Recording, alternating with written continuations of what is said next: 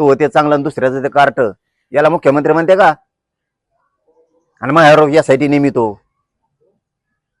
आणि तिथं त्या एखाद्या तळ्यात जर पैसे टाकले, ते सरमाड्या का खारमाड्या देऊ त्या परळीचं एखाद्या तळ्यात किंवा 5-50 कनिंग जर भरून आणल्या तरी पैसे राहतील इतके. तिथं नाही का तो ईडी कुठे गेली आता? कोण बेड्या उडी ती का काय?